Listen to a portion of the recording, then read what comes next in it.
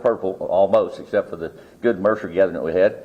An extremely great football game. Bears get the win 49-47. Of course, as we know, with that win, they clinched a share of the Southern Conference Championship for this season and get the automatic qualifying berth postseason. There was a lot of accolades to go around that Coach I'm sure will talk about. C.J. Miller rushed for had 148 offensive yards and 3 touchdowns. Braden Atkinson threw for 443 yards and 3 touchdowns.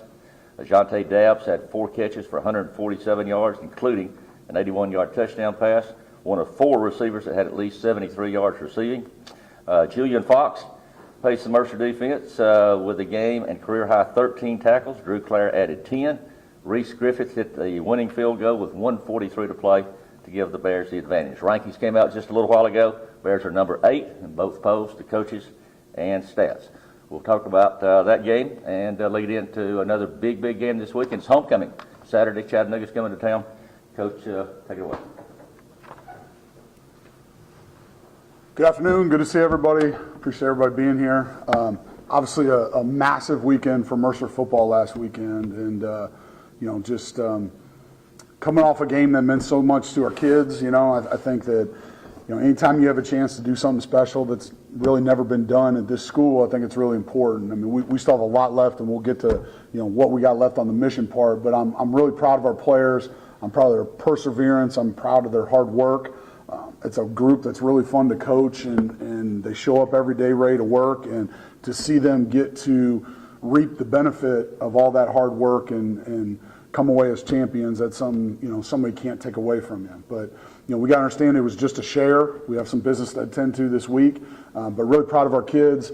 I'll talk about it. That's a really good Western football team. That's a playoff football team. I think what's good for the SoCon is good for Mercer, and I think that team absolutely, if they handle their business, should be in the talk for being in the field this year.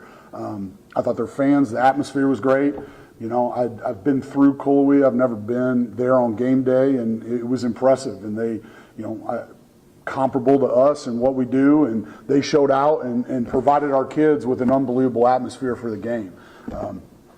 Kerwin, before their coach, and who does a fantastic job, was talking about, we had never gone up the mountain, and I think he forgot I lived in West Virginia for all those years, right? Like, man, I've had rabbit and squirrel, so it wasn't unfamiliar territory for us. But I'm proud of the way our kids went into that type of environment, the way they handled that type of environment, and then how they executed and played against a really, really good Western football team. And so, guys that stood out offensively for us, obviously, our freshman quarterback, man, Braden Atkinson continues to be not just one of the best freshmen in the country, but simply one of the best quarterbacks in the country.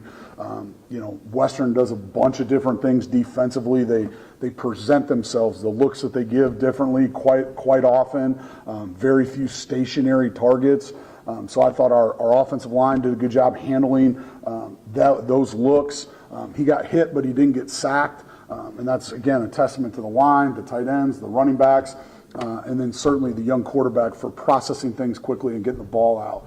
And I'll be honest, he had 443 yards, and we had a couple long foul balls there in the first half where, had we completed a few of those big passes, the game may have been a little bit different, even score-wise, and he certainly would have had better. But he played extremely well. C.J. Miller continues to be a threat, both running the football and catching it. He had 2 massive plays late in the game, catching the football, just kind of squirting out of the backfield there. And then, he ran strong all day, had 91 yards rushing. And then, our wide receiver room continues to impress, and it's different people each week. But certainly Dabbs, the massive play on 3rd down across the middle, where they kind of went back shoulder on, and then his ability to break the tackle and score.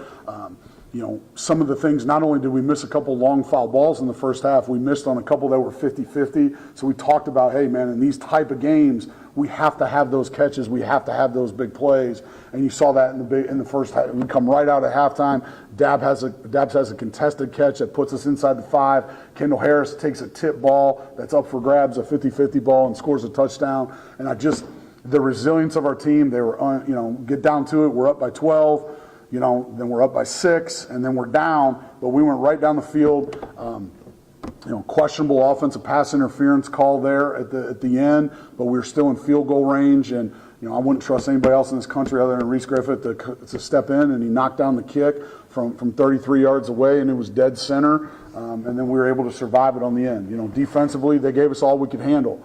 I thought our defense, they played 90-plus plays in that game when you count all the penalty reps and everything, and we're thin right now. We've had a bunch of guys out, and it's kind of what we got's on the field. And so with those guys, our starters, where normally we may be rotating guys, some of our starters played as many as 87, 88 plays in that game. And so, we were a little winded there towards the end, especially chasing deep routes all day. But, we had just enough to do it. Things we did well, we won the game by 2 points. We had a safety. That was a massive play earlier in the game by Jordan Swain. It was set up by John McConnell pinning them on the 1 yard line.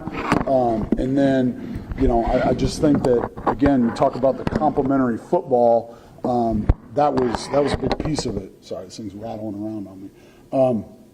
From there, the other big play defensively that really turned into an arena game. You got to get a couple of stops, right? And the team that gets a few stops wins. But the safety and then the sack by Justin Gilbert, I thought were massive plays in that game. The strip sack, obviously, that forced the ball, and Drew Clare recovered. A bunch of guys played really well. They did a bunch. They chipped Zoc most of the day, but Kobe McGinnis came back, played pretty well. Certainly our linebacker room, I thought Drew Clare played his best game of the season. Julian Fox, played extremely well. And so, we got a lot out of our kids. They played hard, and we had just enough there at the end. And, you got to be good. You got to be persistent. You got to be focused. And every now and again, the breaks got to go your way, and they went our way at the very end. And here we are. We're SoCon champs for back-to-back years. So really pleased with our kids. I'm proud of them. I'm super happy for them to have that moment. Again, as great as their atmosphere was, we had a bunch of family and friends travel up to the game. Our players did. Our cheer and dance were there. And so all those people that made the trip got to witness something pretty special. So really excited about the outcome. We got a massive game against Chattanooga this week, right? Like, it's 5-5, but they're 5-5, but it's a much better football team, right? You're talking about, 3 of their losses are to Memphis, who's up for contention for the college football spot in the playoffs. Is the best group of 6 team. You got losses to Tarleton State, who was number 3 in the country when they lost. They got lost to Tennessee Tech, who's in the top 5 right now. And then they lost to Western, who we just saw is a really good football team. So this is a massive game. It's homecoming. I'd love to see 5-star packed. It's supposed to be 77 and sunny. We need everybody here, because this isn't just hey, we're finishing off the year. We got a lot to play for still. Our guys will be ready to roll, but we need all the support we can get to play a really talented Chattanooga team who are much, much better than their record right now indicates. And so with that, we'll open it up for any questions. Coach, that last minute 30 of the game, probably one of the more unusual sequences I've seen. They get the booth review, you guys get the timeout back, and then, of course, the celebration by both teams on the field. What's kind of going on in your head as a coach throughout that whole sequence? Yeah, really that last little bit, like you mentioned the timeout, the scoreboard never reposted the timeout. The booth reviewed the incomplete, it ended up being an incomplete pass. I kind of thought that call was going to go our way because of the amount of time it was taking. They got to find the clock. They got to find the spot because they'd already moved the chains, and then they got to reset it. Well, so we got that timeout back, and that's what we eventually used to ice the kicker there. But the scoreboard never reposted it, so some of their folks were upset about that. But that's why we had a timeout at the end of the game. We got it back on the booth review. But then from there, it was just managing it, right? It's like making sure we get the right personnel on the field. They were going quick. And we were able to keep them to a field goal. And again, at the end, we got decent pressure on it, and the kid just pushed it to the right. I don't. It's hard to tell whatever angle you're at unless you're way at the far end of the field. I was closer to the line of scrimmage, so I was locked in on the 2 officials underneath the scoreboard. And as soon as they X that thing out, I was pretty fired up. But certainly different, a little viral moment, right, with 2 teams celebrating, a little different. That's what I was going to say, the emotion in that game. I mean, you talk about all the lead changes, you talk about explosive plays. I mean, we had 551 yards and 7 touchdowns against the defense. And then you talk about the end of that game, like the last minute and a half. What was the emotion running on the field? Everybody thinks they won. Like, what was it like? Yeah. Again, I watched the officials, give the no good, so I knew we had won it. Their PA announcer obviously had a bad angle. He had announced that they had made the kick, and so that's why you got some of the rush from their fans. Obviously, the kicker knew he missed it, and so, just a little bit different moment, but a lot of emotion. Two really, really good football teams. I mean, that was a hell of a. That's what college football is really supposed to be about, and to have it be in our conference and to have it produce a championship for us was something really special. But yeah, ton of emotion. I'm already on blood pressure medicine, so I was good, but it still probably shaved a few years off my life there. And obviously the big collab with John Gruden was pretty cool. I think they got to get him a pronunciation guide with how poorly butchered Dabson's name. But That's all right. We actually quite appreciate that, and that's just how he goes now in our room. But yeah, man, listen, like he's been doing that stuff all year. I really think it was cool because he recognized Braden before we'd even sent the box in, and then obviously just kind of backed it up. And we want to make sure that there's a bunch of Mercer gear down there. I don't know what he does with all that. I assume it's like, when they ship that stuff to third world countries and there's a bunch of people wearing like Buffalo Bills Super Bowl champion shirts, right? Like I don't know if it's just wandering around Tampa or what, but I'd be curious. Like that's a great follow-up story. Is like, where does all that swag go at the end of it, right? But yeah, certainly a cool moment, and obviously Coach Gruden's one of the best to ever do it, and he's had a revitalization on some of the Barstool stuff, and that's kind of a cool thing to recognize. The fact that he's not just recognizing blue bloods, he's taking a look at everybody is pretty special. surprised as a fellow Northwestern Ohio when he didn't shout out your connection to Toledo instead of, he played at Ohio State. Yeah, he's a Dayton guy, right? I think he played at Dayton. Yeah, I think he went to high school in Indiana, but from Sandusky. Yep. By Perkins. So it always goes back to Ohio, right? Even Coach Ritter's got some ties. So. And then just, you talk about all those impactful plays. I almost feel like the play that really stood out to you was, I think that fumble recovery in the second half that really just kept the pressure on for you guys. Is there really one play that you were like, you talked about 5 or 6 of them, but was there one that you're like, yes, this is the one that helped us win the game? Obviously, The safety was early enough. The strip sack was really, that allowed us to go up 12 points at that point, I believe. And, we were down just a little bit at halftime. It was 21-18. We were inside the 10-yard line. I'm of the perspective that you take points early, right? Like, I don't think you need to be too aggressive in what is going to be a close game. So I went for the 3 there. But, in a game like that, I would have liked to have seen a touchdown. Like, we need touchdowns in that moment. We were 5 for 5 still in the red zone, but I would have liked to have seen that one be a touchdown. And so that strip sack gave us the ability to go up because we scored on that drive. And I think that's probably the key play.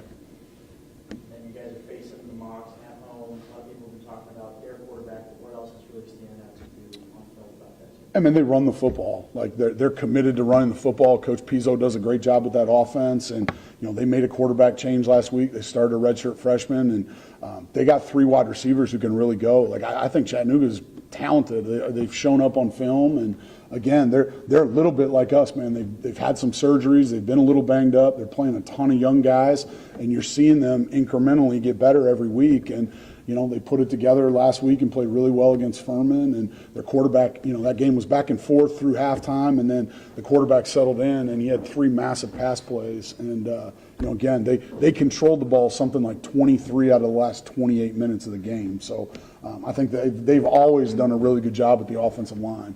And then defensively, they're talented, man. They're just young. And I think you talked about it in your open there, but just you guys have clinched to share the championship. You guys do it on Saturday. This Saturday would be, I think, the first time in 16 or 17 years that a team goes back to back. Just how special is that for you as a coach? You've been at a lot of championship level programs, but just to make history like that, does it kind of mean anything different to you, or is it just, hey, business isn't done, job's done? Yeah, it's kind of against everything I tell my kids. I don't like to share, right? And so, like, we want to win it outright. We want to, go 8-0 for the first time in conference history, but for us, for Mercer, and then, certainly we're in the playoffs, but how we play next weekend also affects seeding. And so there's a lot to play for. It's homecoming, right? Like all the pomp and circumstance of homecoming, our sole job is to win, to play well enough to win the football game. And so there's a lot into it, man, but we have to play well. It actually incentivizes us, right? Like there can't be any lull coming off the win where you secure a piece of it. We have a lot to play for, and we got to be dialed in this week at practice.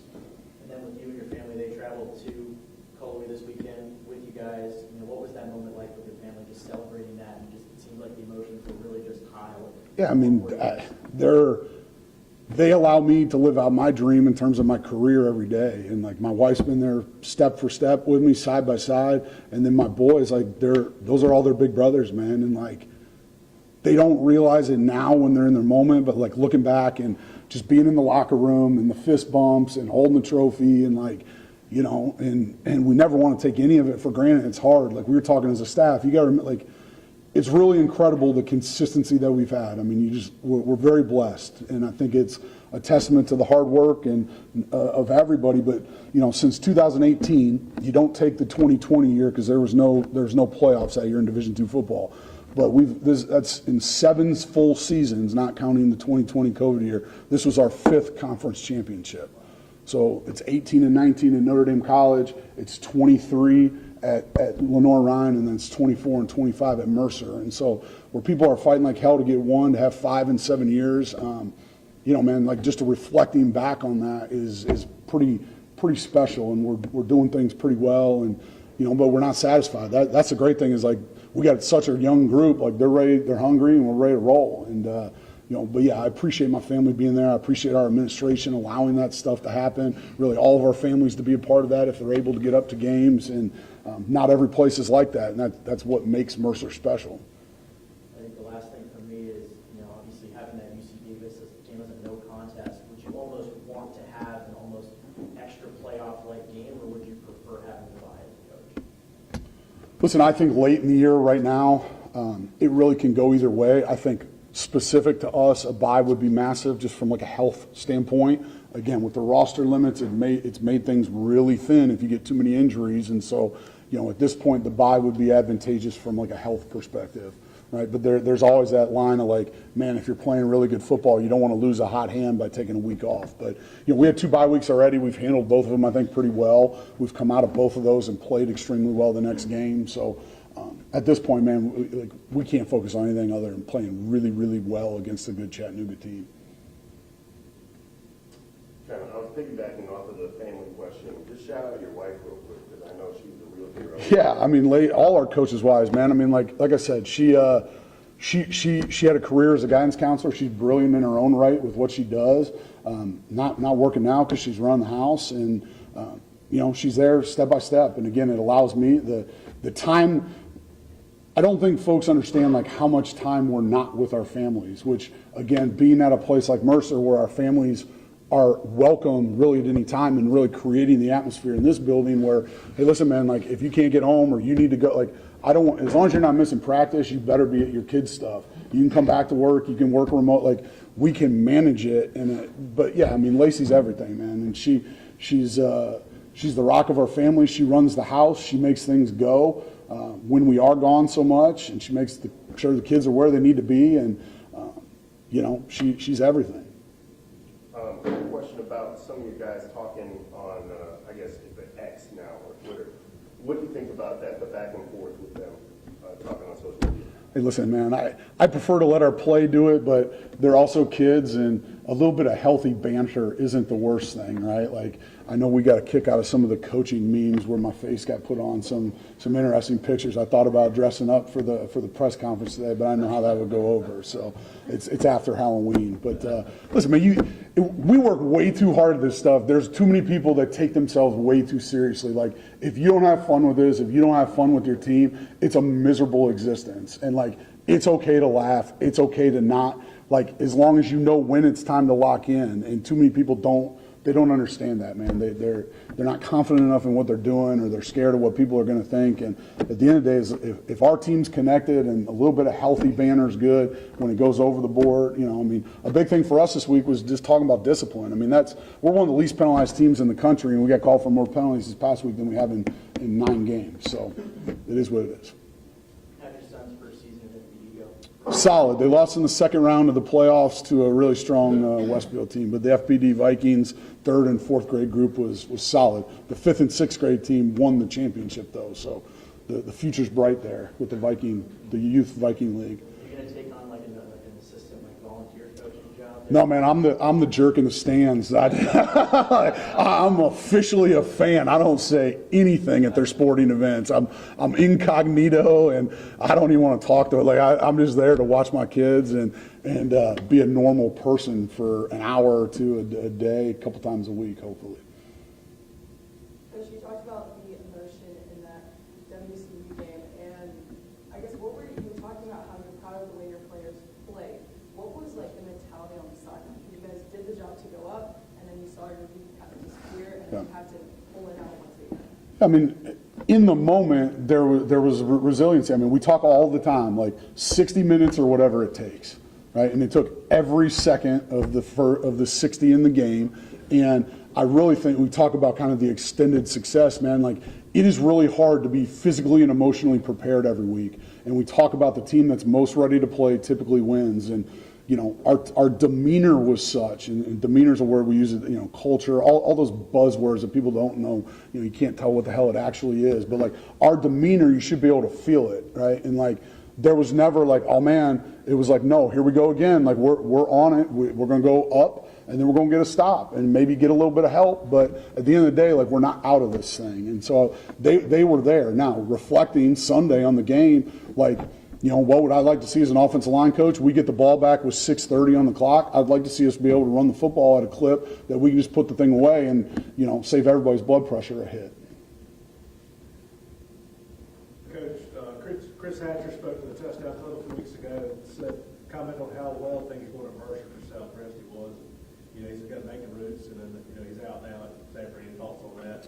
Yeah, listen, I mentioned it the other week. Like, we talk about families in here, like, that doesn't just affect Coach Hatcher. He's done it for a long time. He's very well connected. My guess is when he's ready to coach again, he'll have another opportunity. I got a lot of respect for Chris and all that he's accomplished in a very storied career over, you know, several different institutions as a head coach. He's Sanford's all-time winningest coach.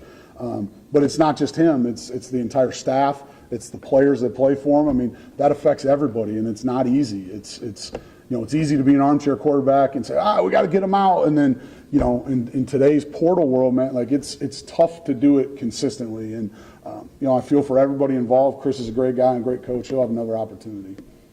Mike, what are you seeing from Chattanooga on film? And I know you look at several games, but particularly now with the quarterback changes that they made this week, what are you seeing differently? Yeah, a little bit of a belief. Their pace of play was a little bit different. You know, they're kind of who they are. They're very similar to us, like especially defensively, structure-wise, and then offensively, like quarterback game. You know, they did a better job last week of throwing the ball down the field and then having some big plays in the passing game where, you know, they've been very run reliant and RPO reliant. Like they made some big plays in the drop back passing game. Okay, anything else for Coach Jacobs? All good. Thank you all. Thanks, Coach. All right, let's talk some men's basketball. The Bears started off last Monday in Knoxville against the number 18 team in the land. Came back with a win over LaGrange yesterday, a huge win over Lipscomb in the Atlantic Sun Southern Conference Challenge. Coach Reader's team 2-0. Coach? 2-1, excuse me. Hey, we'll be 3-0, Rick, if you want to be. I'm more than that. Yeah. Hey, first off, congratulations, man. Coach Jacobs is you know, obviously we're in the same profession, different sports. To win one's hard enough, but when you got that target on your back and you go back to back, man, that's a testament of a really good program. And I'm fortunate enough, you guys know that we're neighbors, and to see the way he goes about his business, also still a family man, takes care of his wife and kids. Like it's truly remarkable what you guys are doing. So man, that's fired up for you guys. I know we were locked in. You say you got that blood pressure going on Saturday, but really cool. But yeah, in terms of us, obviously we had a lot going on for the first week of the season. You know, 3 games on opening week. I don't think there's a lot of teams that have played 3 games yet. But we're, you know, fortunate to, I think, find out a little bit about our team. Went and saw, in my opinion, one of the best teams in the country. You know, 18th ranked Tennessee Volunteers. Obviously, a really strong defensive team. And you know, if you look at that game, I thought from an effort standpoint, from a demeanor standpoint, from a cultural standpoint, I thought our group was really good. You know, those, I think, probably doesn't help when you go play at Tennessee and you start 2 of 24 from 3. Sometimes those get out of hand, and I thought, you know, give our guys credit. I thought we were right where we wanted to be, despite maybe being a little tight offensively in the first half. But, you know, find a way to compete down the stretch and get it to, you know, I think it was 11 or 12, 13-point game, and end up losing by 15 to a really quality opponent who went out the next couple nights and I think beat someone by 40 or 45. So come back, play LaGrange, a team that's, you know, I think we're physically, no disrespect, I think we're physically a little bit superior to them and take care of business. But I thought yesterday, getting the first like opponent in our building, felt really good about the game. Thought you know, Coach Jonathan Mitchell had the scout. Thought he did a tremendous job of preparing our guys. Thought we had a chance to run away, extend the lead a little bit early. From an offensive standpoint, I thought we were really, really good. Had 5 guys in double figures. And we had 3 double-doubles.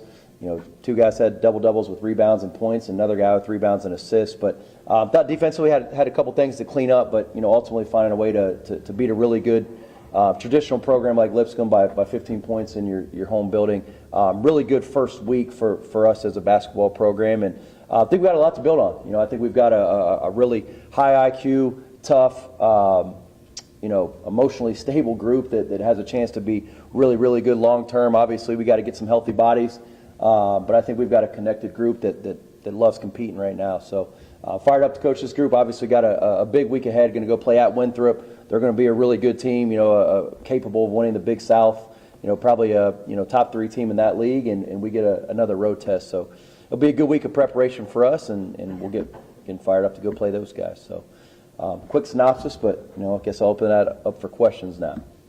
Coach, I know a lot last season you talked about going, you want to know, and in what ways do you guys feel like you went, you want to know last week? Obviously, still we won, but you want to know overall.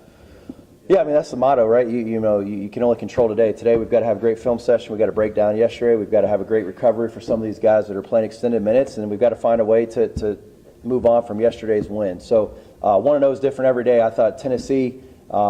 I thought, you prepare June, July, August, September, October, and then you see a lot of teams on opening night that just have no clue.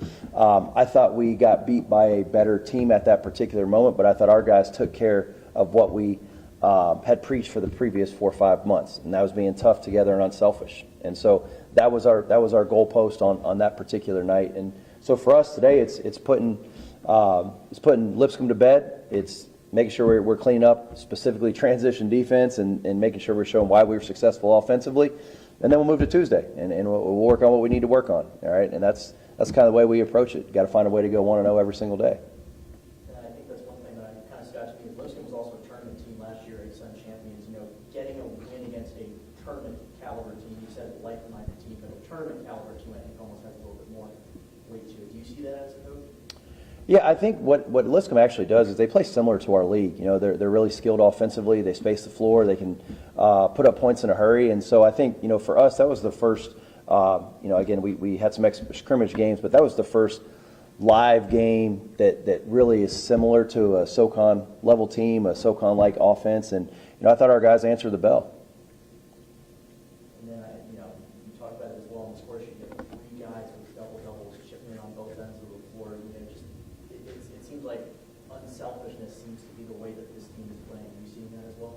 Yeah, I mean, we had 3 guys double-doubles. Brady had 14 points, 14 rebounds. I think Braca had 16 points and 12 assists. And I don't remember Armani's stat line. He double-doubles every time I feel like he plays. So, but it wasn't just those 3 guys. I thought Zaire Williams was unbelievable. I mean, if he was 5 of 7 from 3. Obviously, Quentin Perkins. You guys are starting to see why we were so excited about him in the non-conference. And then, guys, Tristan Gross and Kyle Cuff had great minutes off the bench. And that's what it takes to be a really good team. Yeah, we had 5 guys in double figures, but we also had really, really good role players come in and play their specific role. And then with building your team going forward, are you planning on having, I know against Tennessee it was 10, obviously against the Great, you got a lot more guys in the game. Are you planning on just keeping 8, 9 man rotation throughout the season, or is that still something you're trying to build and work on? Yeah, it's early on. I think we're going to try to play the guys that give us the best opportunity to win the games. And I think in the non-conference, you're trying to figure out who your top 9, 10, 11 guys are. And, unfortunately, we had an injury or 2, so that kind of limits you in what you want to do. But, I think we're still in a growth process. We know we've got to win as many conference games as we can, and ultimately we've got to win 3 games in Nashville. So whatever we got to do to put our best product on the floor, playing our best at the end of the year, we're going to try to find a way to do that in the non-conference. And right now we got a couple guys that are clicking and feel like we're in a good spot. But man, this season's so long. We're 4 months away from the end of the season. And then what's the best way that you would describe a Ryan River offense? Well, I think it's different. I mean, I think for this particular team, we have an elite point guard that can manage the game. He can get downhill. He can find other guys. He had 12 assists. So I think that if you just said, hey, describe a Ryan Ritter offense, it would be playing to the strengths of your team. We go 9 of 20 from 3. because we got great quality looks. I think without Connor serving this past Sunday, we're not as good offensive rebounding team, so we've got to maneuver the ball a little bit different. But I think if you looked at the best teams that I've had an opportunity to coach, we always played to our guys' strengths. And I think you're going to see that here the next month, the next 2 months, the next 3 months. And I think you're still going to see a team that likes to get up and down, but I think you're going to see a team that has great structure in the half court that can get free throws, that can get open shots for their shooters, and everyone knows their specific role on that side of the ball. Yeah, I'd say it's probably pretty hard to play 10-man 4 months from now. It gets a little trickier later in the season. Yeah. No, go ahead. Well, no, it does, and everyone has their different philosophies, and do bodies wear out, and I think there's a lot of different ways to figure out how to win games. For us, I think it's the most 7, 8, 9, and it could be 10 of the most connected dudes that find a way to represent here.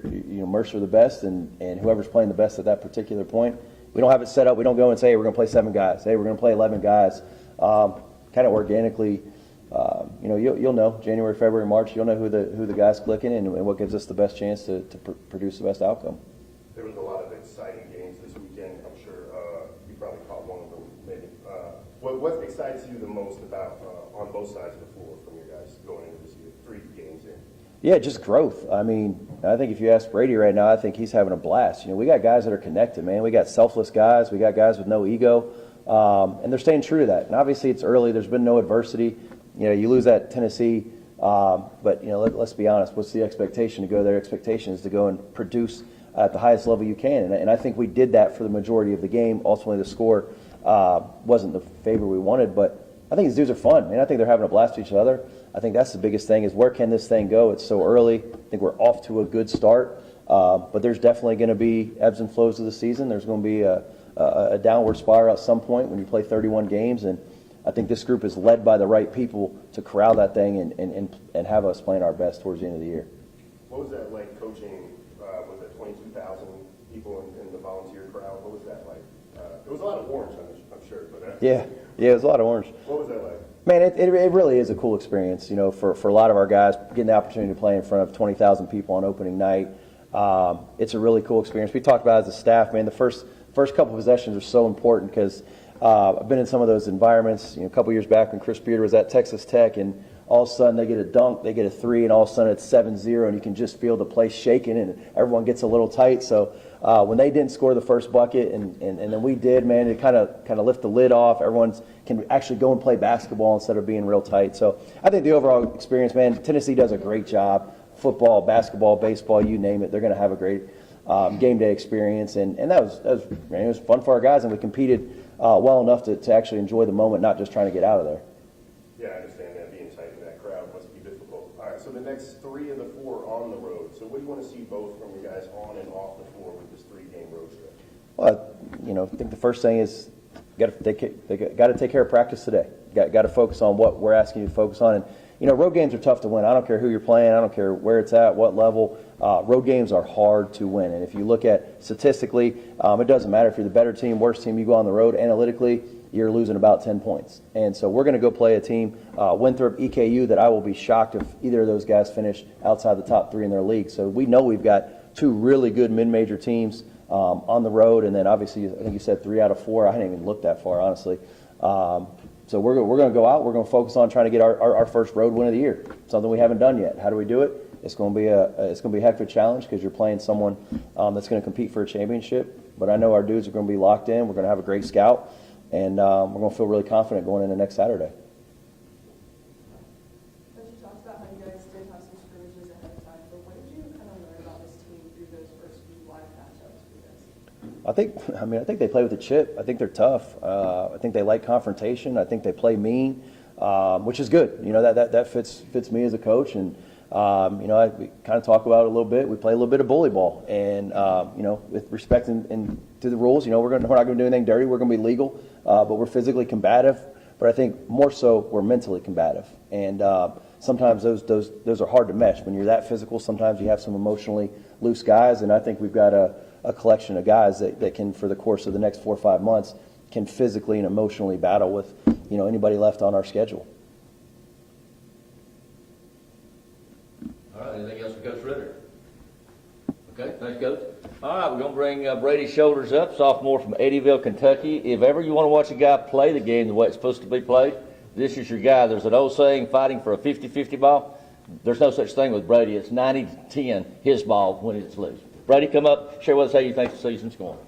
I think it's going pretty well. Y'all had mentioned this group being so unselfish, and I think it's just a testament to this coaching staff for really putting a piece that really, these 14 guys on this roster just really wants to win, and this, I think, is turning Mercer around, and it's really turning into the right direction. And give credit to Brian Ritter for finding the right guys that want to win. Obviously, his practice are really combative, and that's how we're going to play. Like, you come play us, you're gonna feel it the next day, whether you like it or not. And I really think that really showed yesterday. Our physicality really, I think, won the game for us. So. Brady, you were named the captain of this team as a sophomore in the era of a lot of guys transferring, going to the portal, things like that. You chose to stay here and you're named the captain. What does that mean to you as a player as you keep growing your skills? It means a lot. Obviously, it says a lot about this coaching staff. I wanted to stay with them. Obviously, I could have left, probably not for a better program, to be closer to home or play for somebody else. But obviously, I just want to stay here, and I think the program's heading in the right direction. I think the upside for this group is really bright, and hopefully on March 9th or whenever the SoCon championship is, we're playing in it. And then Rick talked about, the 90-10 ball, whenever you're going to get it. In yesterday's game, you had 14 points, 14 rebounds. It seems like you're going after everything. Just how do you feel like your game has changed from last year to this year? Are you seeing something different on the court? Are you doing something different in practice, or is it just you the same guy every day? Right, I think it's just going back to being the same guy every day. I mean, if you're the same guy every day, it's not hard to go out there and execute. You know what you're good at, and you really find the pieces that go around you. You really play well off the people the other four that's out there on the court with you. I mean, you can throw any four dudes out there with me. I'm just going to want to win. And it's really, obviously, you can throw any 14 guys on that roster out there, and they're going to want to do the same thing. So I'm lucky to play alongside those guys. You've had a pretty awesome opportunity so far. You got to play for full stadiums, obviously, fall in Chicago, Columbia, South Carolina, Knoxville, Tennessee. Is there somewhere that you want to play? Obviously, being from Kentucky, would you want to get to Rupp at some point? Yeah, for sure. But I think Cameron Indoor would be a really cool one to play in. Obviously, going back to Rupp would be cool, but I played in there. So Louisville or somewhere, Duke, something like that, with a cool atmosphere, with the fans on top of you, would really be. Obviously, when the lights come on, you really find out who wants to win, who doesn't. So. And then with this group this year, what are you seeing, from your guys who's really standing out to you and just maybe just really excited to play with? You talked about putting four guys out with you, but you're producing guys that you're like, wow, this is special. This is a special guy. It's going to be special.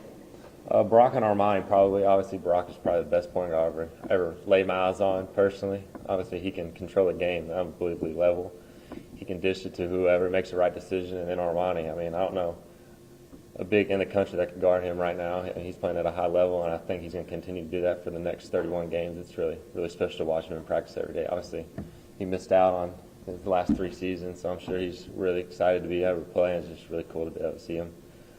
And then Coach Ritter kind of talked about the league ball. How do you guys, as a team, how do you put that all together on the floor? It's one thing to do it in practice. It's one thing to say, let's be physical. How do you do that on the floor without trying to just go after a guy and hack him or try and foul him with the line? I think it's something we take pride in. Obviously, we do it every day in practice. So, I mean, we really take pride in going out there, calling our strength and conditioning coaches ran a really good job of getting us physically and mentally ready for, obviously, games like that. Obviously, Lipscomb wasn't near as combative as we are, and it really stick out. We talked about the 9-10 ball before, 14, double rebounds. You got 11 steals, too. Talk about how you get so many steals, too. Is that part of the bully ball? Kind of. It's just obviously trusting him, letting me be pretty much for whatever I want to do on defense. Obviously, not going outside the scouting report, but just really reading the offense and then to tell where they're going to. I mean, coaching staff's really unbelievable job with our scout, and we really going up to Tennessee. I mean, we did the scout for 5 days, so it's hard not to know where the pass is going to go. So it's just kind of reading the defense and going off that, or reading the offense and going off that. When you said Cameron Indoor would be one of your favorites, I mean, playing at Thompson Bowling, what was that like? I mean, were you tight, or were you just like ready to go? How do you handle all that? No, I don't think I was tight at all. I mean, obviously, 18,000 is pretty cool to go out there and play in front of that. Not many kids get to do that, but I mean, we have nothing to lose. You go out there and play what you can. I mean, whatever the outcome is, you have to deal with it. But I think our team really lived up to what we were going out there and doing. We didn't really show what we were made of. Well, obviously, chemistry off the court helps on the court. So with this going on the road, what do you guys like to do when you're not playing? They're a big video game group. I'm not a big video game, but that's all they're doing. They go in the locker room and talk about playing 2K and stuff like that, who's the best on the team. So it's really really cool to see that they're bonding like that. So it's pretty neat. Are you playing my career in 2K, or you just don't? I'm not big. I'm not a big video game guy. Okay, anything else for Brady? Thank you, sir. Appreciate it. All right, just a reminder, tonight, Mercer women are at home against Gardner-Webb, 7 o'clock tip. Homecoming. These guys are going on the road. Homecoming, of course, activities all day long, Ford concert series, etc. Weather's going to be great. Hope to see everybody here Saturday for the football game, and we'll be back here next week for our next news conference. Thanks so much for coming.